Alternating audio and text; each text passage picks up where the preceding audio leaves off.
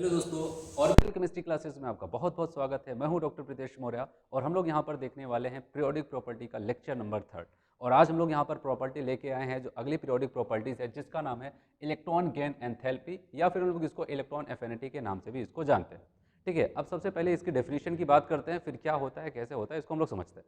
सबसे पहले यहाँ पर डेफिनेशन में आपको बताया गया, it is defined as an amount of energy released. ठीक है, अमाउंट ऑफ एनर्जी रिलीज की बात कर रहे हैं। ठीक है, when an electron is added to the valence shell of an isolated gaseous atom. तो इसका मतलब ये है कि कोई अगर एक अकेला एटम हो जो गैसियस फॉर्म में हो, आइसोलेटेड हो, अकेला हो, ठीक है, हम लोग क्या चाहते हैं कि उसके आउटर सेल में एक और इलेक्ट्रॉन को इंट्रोड्यूस करना चाहते हैं कि एक आउटर सेल से क्या, आउटर सेल में क्या हो जाए, बाहर से कोई एक और इलेक्ट्रॉन अंदर आ जाए। और आपको बताया अगर कोई भी इलेक्ट्रॉन अगर बाहर है, सेल के बाहर पड़ा हुआ है, इसका मतलब उसकी एनर्जी क्या है, ज़्यादा है, तभी वो क्या हो जाता है, ज़्यादा एनर्जी की वजह से वो सेल से बाहर चला जाता है। ठीक है, अगर हम लोग बात करते हैं कि किसी इलेक्ट्रॉन को अगर अंदर लेके आते हैं, मतलब अभी उसकी एनर्जी काफ़ी ज़्यादा हाई है, जब उसको अंदर लेके आएंगे तो वो क्या करेगा, अपनी एनर्जी लेवल को पहले डाउन करेगा, डाउन करेगा। जब डाउन होगा और उसकी एनर्जी लेवल घट के इतनी हो जाए कि आउटर सेल के एनर्जी लेवल के बराबर हो जाए, तो उस कंडीशन में उस सेल के अंदर वो एंट्री कर सकता है। जैसे कि हम लोग बात करते हैं, यहाँ पर समझने की कोशिश करते हैं, इसकी डेफिनेशन जो यहाँ पर बताई गई है उसको कैसे समझते हैं। देखो यहाँ पर हमने लिया एक आइसोलेटेड गैसियस एटम है। ठीक है, आइसोलेटेड फॉर्म में अकेला है और गैसियस है, और हमने यहाँ पर क्लोरीन का एक एग्जांपल ले लिया, जिसके पहले शेल में 2, दूसरे शेल में 8 और तीसरे शेल में कितने हो जाते हैं, 7 इलेक्ट्रॉन होते हैं। ठीक है, अब यहाँ पर हम लोग मान के चल रहे हैं तो क्लोरीन का एक गैसियस एटम है आइसोलेटेड फॉर्म में, बाहर कोई इलेक्ट्रॉन यहाँ पर पड़ा हुआ है। ठीक है, एक इलेक्ट्रॉन यहाँ पर पड़ा हुआ, हम चाहते हैं कि कुछ ऐसा हो जाए कि इलेक्ट्रॉन, ठीक है, कुछ ऐसा हो जाए कि ये इलेक्ट्रॉन कहाँ पर चला है, ठीक है, इस सेल के अंदर चला है। ठीक है, ऐसा कुछ हो जाए कि ये इलेक्ट्रॉन इस सेल के अंदर आ जाए। तो कैसे आ सकता है, यहाँ पर हम लोग देखते हैं। देखो, अगर ये बाहर पड़ा हुआ है, इसका मतलब इसकी एनर्जी इस सेल की एनर्जी लेवल से ज़्यादा है। ठीक है, तभी वो बॉन्डेड फॉर्म में नहीं है। अगर उसको इस बॉन्डेड फॉर्म में आना है तो इसको क्या करना पड़ेगा, आपको पता है, अपनी एनर्जी लेवल को कम करना होगा। और कैसे कम कर सकता है, एनर्जी को बाहर निकाल के। क्या करता है, एनर्जी को बाहर निकालने लगता है। ठीक है, और इतनी एनर्जी को बाहर निकालता है कि इसका एनर्जी लेवल घटते घटते घटते घटते क्या हो जाता है, इस सेल के एनर्जी लेवल के बराबर हो जाता है। तब जाकर के ये इलेक्ट्रॉन इस सेल के अंदर एंट्री कर जाता है। और आपको क्या दिख रहा है, यहाँ पर किसी गैसियस एटम के अंदर बाहर से क्या कर रहे हैं, उसके आउटर सेल में एक इलेक्ट्रॉन को इंट्रोड्यूस कर रहे हैं, और उस दौरान क्या हो रही है, यहाँ पर एनर्जी रिलीज हो रही है। वही तो टर्म यहाँ पर लिखा गया, ऑफ द एनर्जी रिलीज्ड। यहाँ पर जो एनर्जी रिलीज हो रही है, अगर इसी एनर्जी की अगर हम लोग बात करते हैं, जो भी एनर्जी होता है, इसको हम लोग क्या कहते हैं, इलेक्ट्रॉन गेन एंथैल्पी के नाम से जानते हैं। ठीक है, जो भी एनर्जी रिलीज होता है इसको हम लोग कहते हैं इलेक्ट्रॉन गेन एंथैल्पी के नाम से इसको जानते हैं।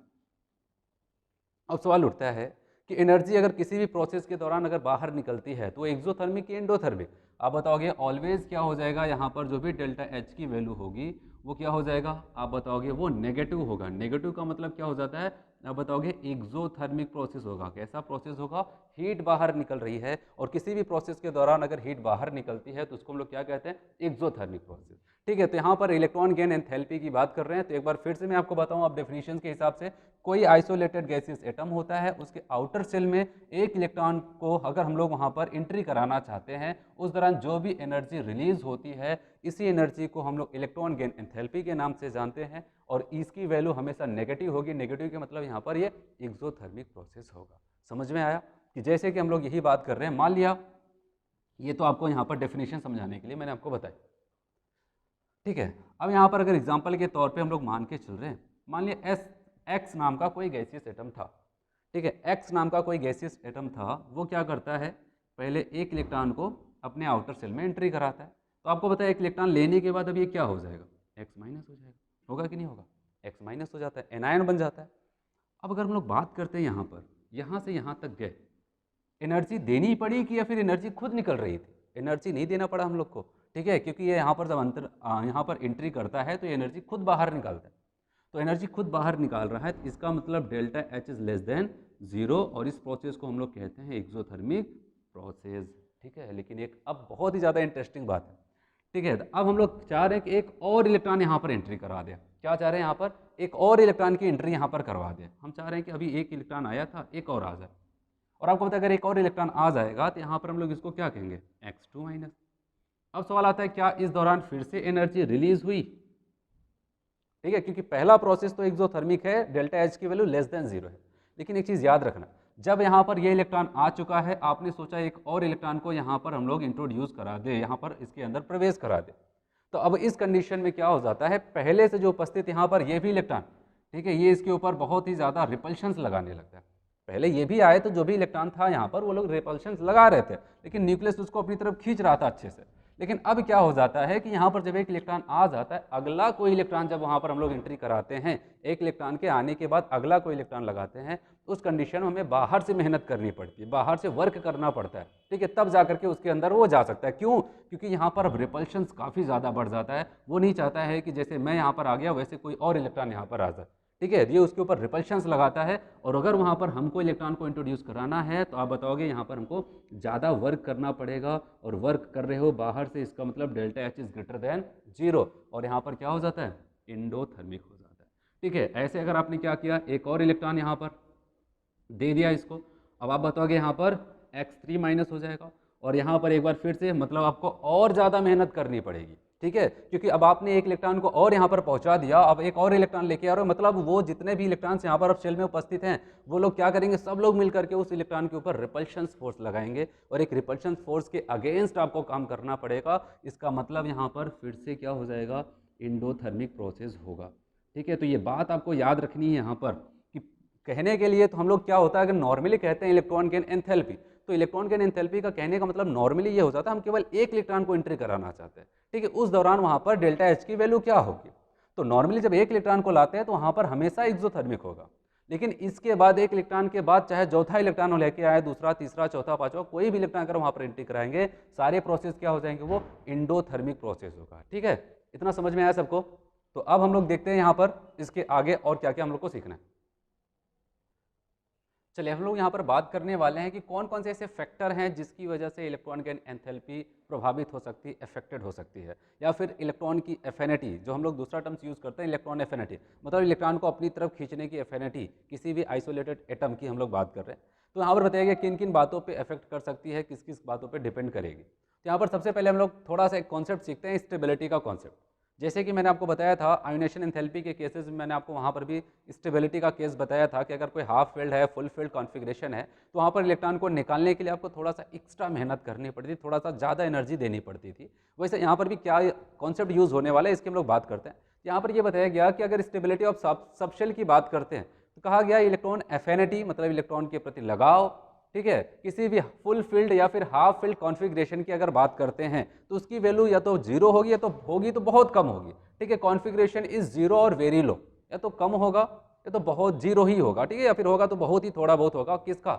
अगर कोई क्या हो जाता है हाफ फील्ड कॉन्फ़िगरेशन के साथ है या फिर अपने फुल फील्ड कॉन्फ़िगरेशन के साथ है, तो इलेक्ट्रॉनों के प्रति इनका लगाव बहुत ही कम होता है। ये नहीं चाहते कि कोई इलेक्ट्रॉन आकर के मेरे आउटर सेल में चला जाए, ठीक है। उसका रीज़न ये होता है कि उनको पता है अगर मेरा ये फॉर्म स्टेबल है तो मैं क्यों अपने स्टेबल फॉर्म को डिस्टर्ब करूँ, ठीक है। तो जो फुलफिल्ड फॉर्म होता है वो तो कतई एक भी इलेक्ट्रॉन को रखना नहीं चाहता है, लेकिन अगर कोई हाफ फील्ड है तो वह होगा, थोड़ा बहुत एफिनिटी होगी तो बहुत ही कम मात्रा एफिनिटी वहाँ पर होगी, ठीक है, क्योंकि उसको पता है कि अभी मेरा हाफ फील्ड कॉन्फ़िगरेशन जो कि स्टेबल है, कल को एक और इलेक्ट्रॉन आ गया तो हाफ फील्ड कॉन्फ़िगरेशन डैमेज हो जाएगा, ठीक है, तब वहाँ पर उतनी स्टेबिलिटी रहेगी नहीं। इसीलिए बताया कि इसकी एफिनिटीज हो जाती है इन सब की, हाफ फील्ड फुल फील्ड की काफ़ी कम होती है। अब देखते हैं यहाँ पर, जैसे कि हम लोग मानते हैं यहाँ पर for noble gases, noble gases का मतलब हम लोग क्या कह रहे हैं, वहाँ पर इनर्ट गैसेस की बात कर रहे हैं जिनका कॉन्फ़िगरेशन आपको पता है। अगर हीलियम की बात करते हैं तो वहाँ पर क्या हो जाता है, NH2 हो जाता है। इसके अलावा सबका क्या हो जाता है, NH2NP6 होता है, ठीक है। और बताया गया इन सबका इलेक्ट्रॉन के प्रति लगाव कितना होता है, थोड़ा भी नहीं होता है, थोड़ा भी नहीं होता। वो नहीं चाहते हैं, वो सबको यही तो चाहता है मेरा ऑक्टेट कंप्लीट हो जाए। अब जब इनका ऑक्टेट कंप्लीट हो गया, एक्स्ट्रा इलेक्ट्रॉन थोड़ी ना रखेंगे वहाँ पर, ठीक है, इसलिए कहा गया इनके इलेक्ट्रॉन के प्रति लगाव एफिनिटी जीरो होती है। फिर कहा गया एक ग्रुप हम लोग जानते हैं जिसको कहते हैं सेकेंड ए ग्रुप, जिसको एल्कलाइन अर्थ मेटल के नाम से जाना जाता है। कॉन्फ़िगरेशन क्या होता है आप बताओगे, NH2 हो जाता है, ठीक है, NH2 कॉन्फ़िगरेशन होता है। अब पूछा गया इनका इलेक्ट्रॉन के प्रति एफिनिटी, कहा गया ये भी लगभग जीरो रखते हैं, ठीक है, ये भी लगभग जीरो ही रखते हैं इलेक्ट्रॉन के प्रति, इनका भी लगाव ज़्यादा नहीं होता है, ठीक है। फिर बात करते हैं यहाँ पर फिफ्थ ग्रुप की बात कर रहे हैं जो कि हाफ फील्ड कॉन्फ़िगरेशन रखता है। आपको पता है NH2NP3, NP3 का मतलब आपको पता है यहाँ पर पी सबशेल के पास 3 इलेक्ट्रॉन है, 1, 2 एंड 3, और इसको हम लोग कहते हैं हाफ फील्ड कॉन्फ़िगरेशन।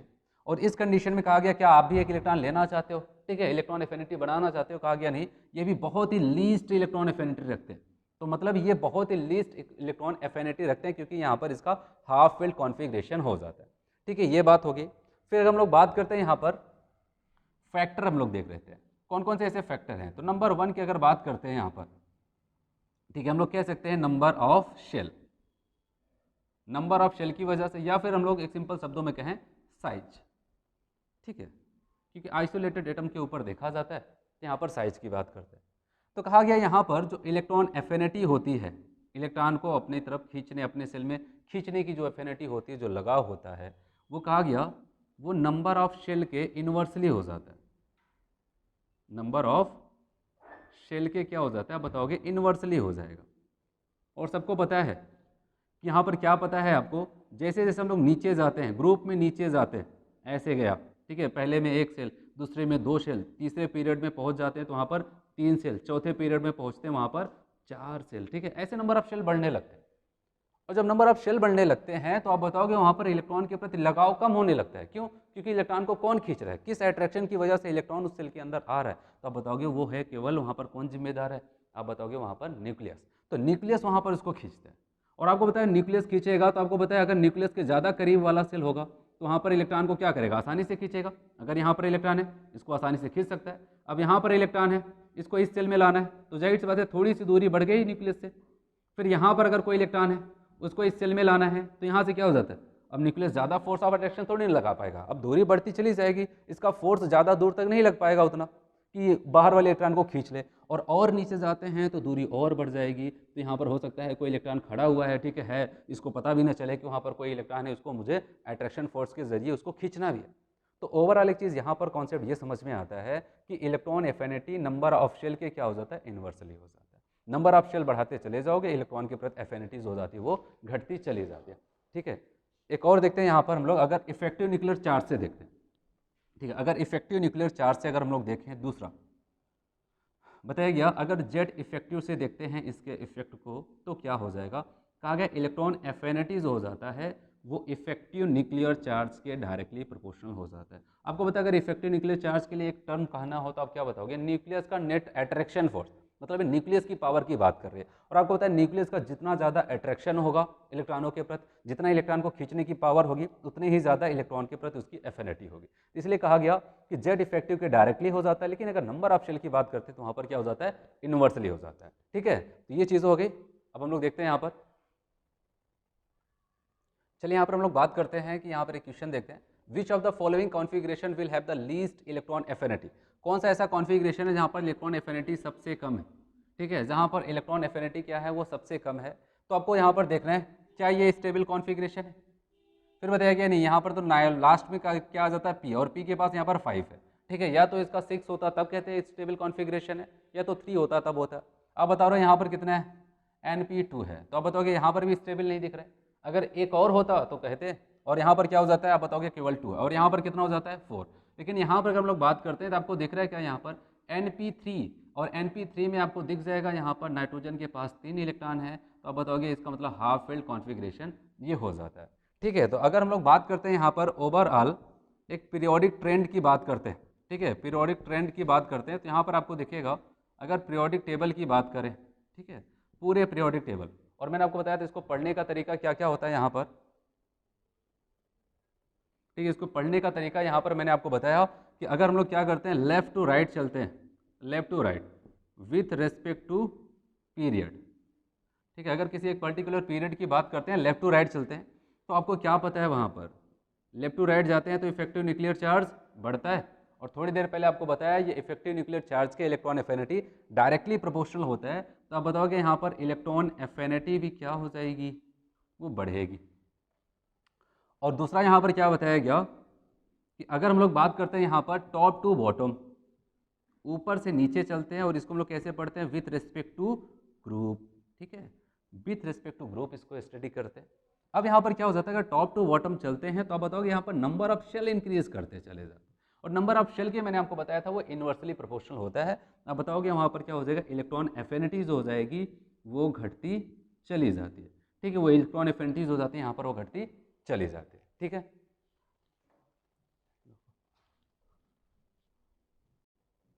चलिए यहाँ पर हम लोग बात करते हैं एग्जाम्पल की, अगर हेलोजन फैमिली की बात करते हैं। हैलोजन फैमिली, ठीक है, हैलोजन फैमिली की बात करते हैं। तो यहाँ पर हम लोग को क्या देखना है कि हमको बताया कि हैलोजन फैमिली में टॉप टू बॉटम जाते हैं तो क्रमशः आपको फ्लोरीन, क्लोरीन, ब्रोमीन, आयोडीन, ठीक है, ऐसे ये लोग मिलते हैं। अगर हम लोग से यहाँ पर कहा जाए कि इनके इलेक्ट्रॉन एफिनिटी का ऑर्डर देखा जाए, तो अभी थोड़ी देर पहले मैंने आपको क्या समझाया, मैंने आपको बताया एक जनरल ट्रेंड की बात की, और वहाँ पर जनरल ट्रेंड में आपको बताया जैसे जैसे ऊपर से नीचे जाते हैं नंबर ऑफ शेल बढ़ता चला जाता है, दूरी बढ़ती चली जाती है, साइज बढ़ती चली जाती है, जिसकी वजह से इलेक्ट्रॉन एफिनिटी घटती चली जाती है। उस हिसाब से अगर देखा जाए फ्लोरीन की साइज सबसे छोटी है, इसकी इलेक्ट्रॉन एफिनिटी सबसे ज़्यादा, फिर क्लोरीन की, फिर ब्रोमीन की, फिर उसके बाद यहाँ पर क्या आना चाहिए, आयोडीन का आना चाहिए। लेकिन आपको बताया ये ऑर्डर यहाँ पर हो जाता है गलत, ठीक है, ये ऑर्डर होता है गलत होता है। अगर हम लोग बात करते हैं करेक्ट ऑर्डर की, तो करेक्ट ऑर्डर क्या हो जाता है उसकी बात करते हैं यहाँ पर इलेक्ट्रॉन एफिनिटी के करेक्ट ऑर्डर की। तो यहाँ पर बताया गया एक्चुअली होता क्या है, यहाँ पर क्लोरीन का ज़्यादा होता है, उसके बाद फ्लोरीन आता है, उसके बाद ऑर्डर जैसा आप चाहते थे वैसे ही हो रहा है यहाँ पर ब्रोमीन फिर आयोडीन। तो यहाँ पर क्या हो जाता है आप बताओगे, जब इलेक्ट्रॉन एफिनिटी की बात करते हैं तो यहाँ पर एक्सेप्शन है, ठीक, अभी कैसा होगा मैं आपको यहाँ पर बताने वाला हूँ। क्लोरीन का ज़्यादा हो जाता है किससे, फ्लोरीन से ज़्यादा हो जाता है। क्यों हो जाता है इसको हम लोग समझते हैं। जैसे कि अगर हम लोग बात करते हैं यहाँ पर फ्लोरीन का, हमने यहाँ पर ऐसे एक आइसोलेटेड एटम बनाया, तो यहाँ पर आपको बताया पहले शेल में 2 और दूसरे में कितना हो जाएगा 1 2 3 4 5 6 एंड 7, ठीक है, हमने ये फ्लोरीन एटम बनाया। फिर यहाँ पर अगर क्लोरीन एटम की बात करते हैं, ठीक है, अब क्लोरीन एटम की बात करते हैं तो यहाँ पर क्या हो जाता है, आप बताओगे ये पहला शेल जिसमें 2 और दूसरे शेल में कितने हो जाते हैं, आप बताओगे यहाँ पर 8 हो जाता है,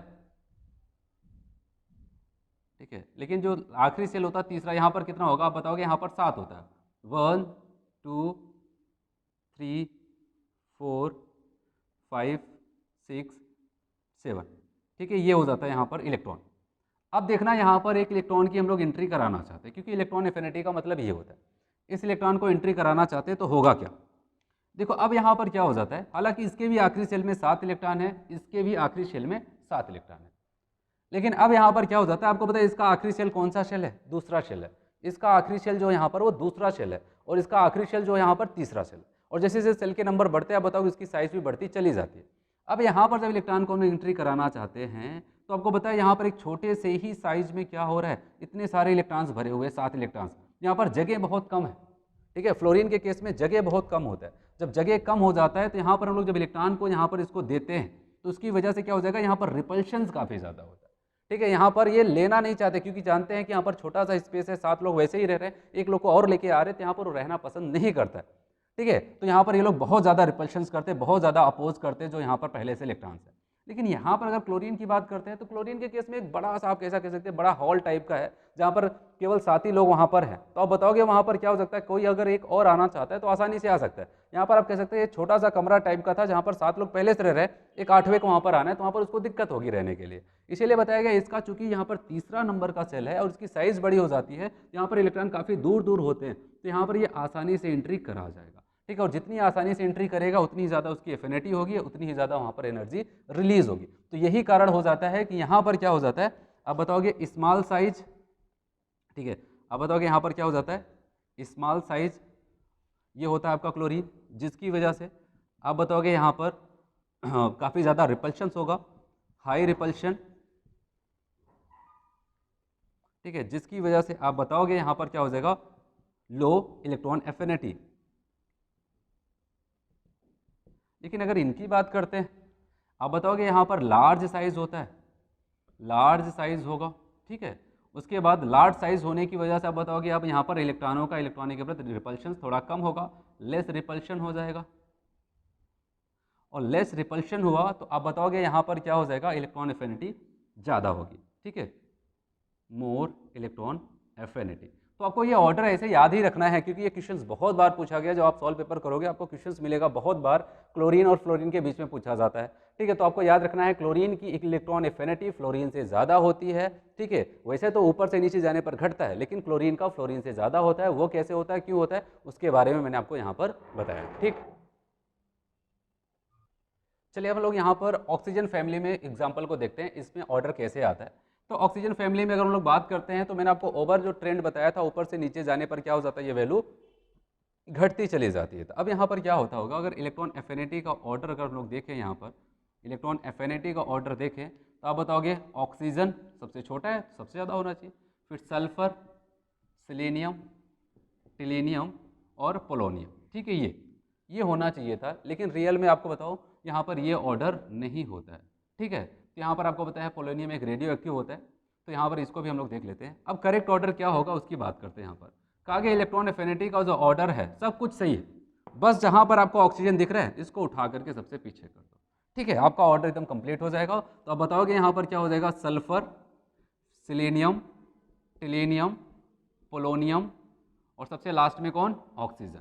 तो कल को ऐसे थ्योरी में क्वेश्चन बना दिया जाए कि अगर ऑक्सीजन फैमिली की बात करते हैं तो बताओ इसमें इलेक्ट्रॉन एफिनिटी सबसे ज़्यादा किसका हो जाएगा, आप बताओगे सल्फर। अगर कल को आपसे पूछ लिया जाए इलेक्ट्रॉन एफिनिटी सबसे कम किसका होगा, तो आप बताओगे यहाँ पर ऑक्सीजन की इलेक्ट्रॉन एफिनिटी सबसे कम होती है। तो ओवरऑल अगर हम लोग यहाँ पर कंपेरिजन करते हैं, ठीक है, इलेक्ट्रॉन एफिनिटी का अगर ऑर्डर देखते हैं, ठीक है, हालांकि क्वेश्चन इसमें पूछा जा चुका है, तो आप बताओगे यहाँ पर हेलोजन फैमिली की इलेक्ट्रॉन एफिनिटी क्या हो जाती है, वो ज़्यादा होती है। उसके बाद किसका नंबर आएगा, आप बताओगे ऑक्सीजन फैमिली का नंबर आ जाता है, ऑक्सीजन फैमिली।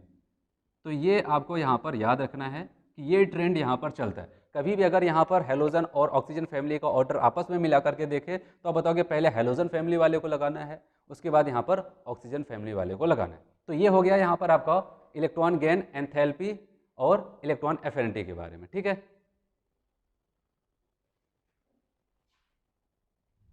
चलिए अगली प्रॉपर्टी की हम लोग बात करते हैं जिसका नाम है इलेक्ट्रॉन निगेटिविटी।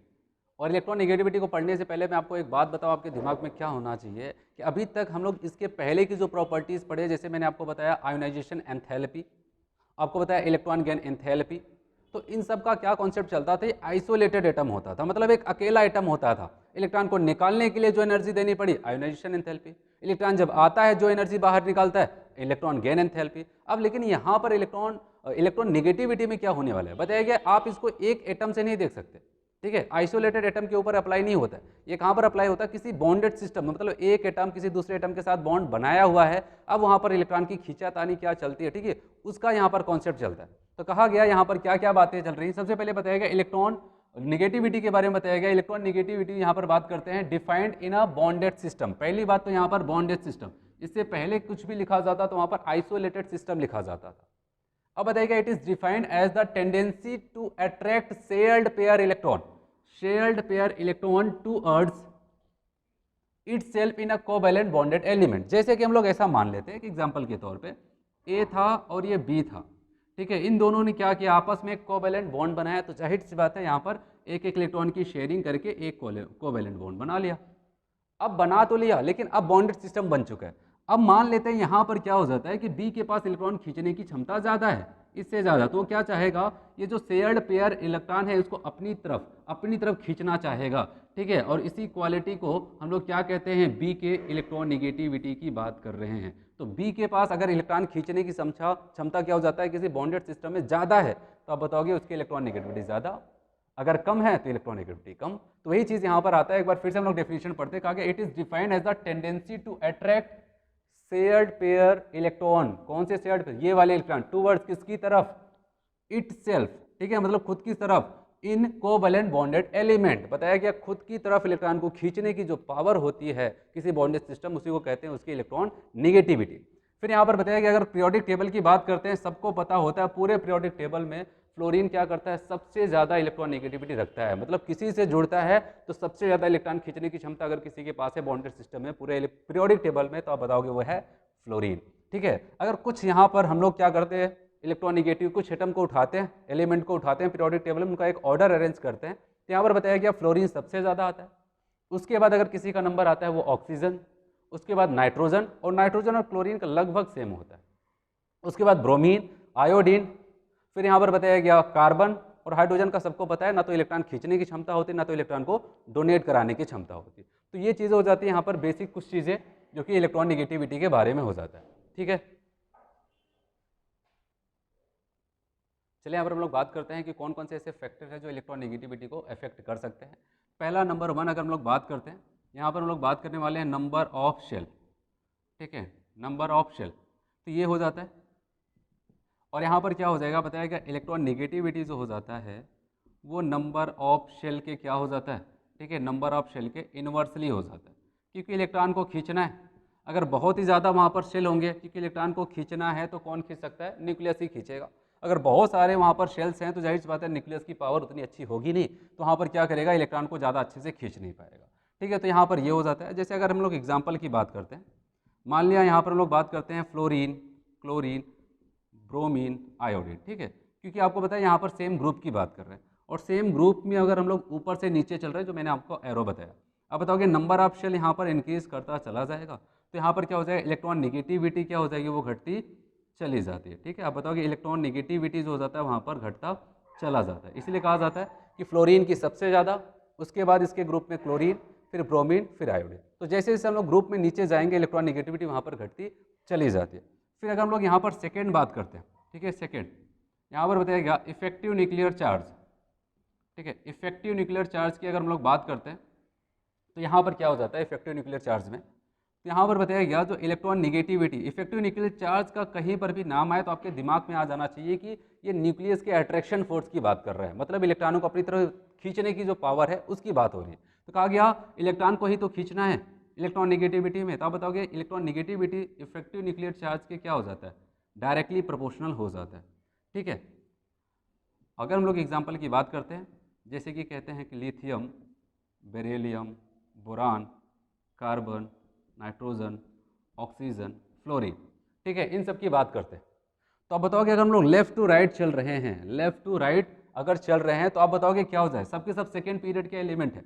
तो बताओगे अगर हम लोग सेकेंड पीरियड या फिर किसी पर्टिकुलर पीरियड में लेफ्ट टू राइट चलते हैं तो इफेक्टिव न्यूक्लियर चार्ज बढ़ता चला जाता है, मतलब न्यूक्लियस की जो इलेक्ट्रॉन को अपनी तरफ खींचने की पावर वो बढ़ती चली जाती है। ठीक है, तो आप बताओगे इफेक्टिव न्यूक्लियर चार्ज बढ़ता चला जाता है, जिसकी वजह से आप बताओगे यहाँ पर इलेक्ट्रॉन निगेटिविटी भी क्या हो जाती है, वो इंक्रीज करती चली जाती है। तो ये सारे कॉन्सेप्ट्स यहाँ पर होते हैं इलेक्ट्रॉन निगेटिविटी में। ठीक है, नेक्स्ट हम लोग बात करते हैं चार्ज ऑन एटम। ठीक है, अगर किसी एटम के ऊपर चार्ज है तो वहाँ पर क्या होने वाला है, मैं आपको बताऊँ, इलेक्ट्रॉन को अपनी तरफ खींचना है। अगर सेम टाइप का है, कोई भी मान लिया यहाँ पर कार्बन हो गया, ठीक है, कार्बन यहाँ पर हो सकता है इसके ऊपर पार्शियल पॉजिटिव चार्ज, ठीक है, या फिर पार्शियल नेगेटिव चार्ज है, या फिर वहाँ पर कोई चार्ज नहीं। एक चीज़ याद रखना, जो इलेक्ट्रॉन नेगेटिविटी का ऑर्डर हो जाएगा हमेशा जो केटायन होते हैं, जो केटायन होते हैं इनके पास क्या हो जाता है, इलेक्ट्रॉन नेगेटिविटी ज़्यादा होती है, और जितना उसके ऊपर माइनस चार्ज होगा आप बताओगे इलेक्ट्रॉन को खींचने की क्षमता उतनी कम होती है उसके पास। ठीक है, तो ये चीज़ें हो जाती है। कोई भी अगर केटायनिक फॉर्म में है तो आप बताओगे उसकी इलेक्ट्रॉन नेगेटिविटी वहाँ पर ज़्यादा हो जाएगा, और अगर वहाँ पर क्या हो जाता है वो एनायनिक फॉर्म में है तो उसकी इलेक्ट्रॉन नेगेटिविटी कम होती है। जैसे कि अगर हम लोग एग्जाम्पल ले लेते हैं, यहाँ पर ऑक्सीजन की बात करते हैं, मान लिया ऑक्सीजन 2- है, ऑक्सीजन माइनस है, ऑक्सीजन है, ऑक्सीजन प्लस है, ऑक्सीजन 2+ है। ठीक है, यहाँ पर अगर हमसे पूछ लिया जाए कि बताओ यहाँ पर इलेक्ट्रॉन नेगेटिविटी का ऑर्डर क्या हो जाएगा, आप बताओगे जितना ज़्यादा प्लस चार्ज होगा उतनी ही ज़्यादा इलेक्ट्रॉन नेगेटिविटी होगी। ठीक है, और जितना ज़्यादा माइनस होगा उतना कम वहाँ पर इलेक्ट्रॉन नेगेटिविटी होती है। तो ओवरऑल अगर हम लोग बात करते हैं पूरे इलेक्ट्रॉन नेगेटिविटी का पीरियोडिक टेबल में, तो आप क्या बताने वाले हो यहाँ पर, आप बताओगे अगर लेफ़्ट टू राइट चलते हैं, ठीक है, लेफ़्ट टू राइट चलते हैं तो वहाँ पर क्या हो जाता है, जेड इफेक्टिव इंक्रीज करता है, और जेड इफेक्टिव अगर वहाँ पर इंक्रीज करेगा तो आप बताओगे इलेक्ट्रॉन निगेटिविटी भी क्या हो जाएगी। ठीक है, इलेक्ट्रॉन निगेटिविटी भी वो इंक्रीज करती चली जाएगी। ठीक है, अगर हम लोग टॉप टू बॉटम चलते हैं, टॉप टू बॉटम, आप बताओगे यहाँ पर इस ग्रुप के रिस्पेक्ट में देखा जाता है, नंबर ऑफ शेल इंक्रीज करता है, जिसकी वजह से इलेक्ट्रॉन निगेटिविटी क्या हो जाएगी, वो डिक्रीज करती चली जाती है। ठीक है, तो ये हो गया। इसके अलावा अगर हम लोग बात करते हैं और कौन कौन सी प्रॉपर्टीज़ पढ़े, अगर हम लोग कहते हैं इलेक्ट्रॉन एफिनिटी, आप बताओगे वो भी घटती चली जाती है ग्रुप में। अगर हम बात करते हैं यहाँ पर आयोनाइजेशन एंथैल्पी, आप बताओगे वो भी घटती चली जाती है। लेकिन अगर आपसे पूछा जाए साइज ऑफ केटायन, या फिर बात करते हैं साइज ऑफ आयन और एटम, तो आप बताओगे साइज की अगर बात करते हैं जिसको हम लोग रेडियस कहते हैं, और रेडियस की बात करें, ठीक है, वो क्या हो जाता है, वो इंक्रीज करता चला जाता है। ठीक है, ऐसा कुछ होता है। लेकिन अगर हम लोग यहाँ पर बात करें लेफ्ट टू राइट चलते हैं तो आप बताओगे इलेक्ट्रॉन निगेटिविटी इंक्रीज करती है, इलेक्ट्रॉन एफिनिटी भी क्या हो जाता था, वो भी इंक्रीज करता था। अगर बात करते हैं आयोनाइजेशन एंथैल्पी, ठीक है, आप बताओगे ये भी इंक्रीज कर जाता था। लेकिन अगर हम लोग साइज या फिर वहाँ पर रेडियस की बात करते थे, ठीक है, रेडियस वो क्या हो जाएगा, आप बताओगे यहाँ पर घटता चला जाता है। तो ये पूरा एक जनरल ट्रेंड जितना हम लोग यहाँ पर पढ़ चुके हैं, पीरियोडिक प्रॉपर्टीज़ में, ठीक है। तो ये इतना यहाँ पर हो जाता है कंप्लीट, ठीक है, ठीक है। तो यहाँ तक जितने भी पीरियोडिक प्रॉपर्टीज़ थे, ठीक है, जिससे क्वेश्चंस आता है, वो सारे टॉपिक्स यहाँ पर कंप्लीट हो चुके हैं, ठीक है। तो हम लोग इतना ही करते हैं। Thank you.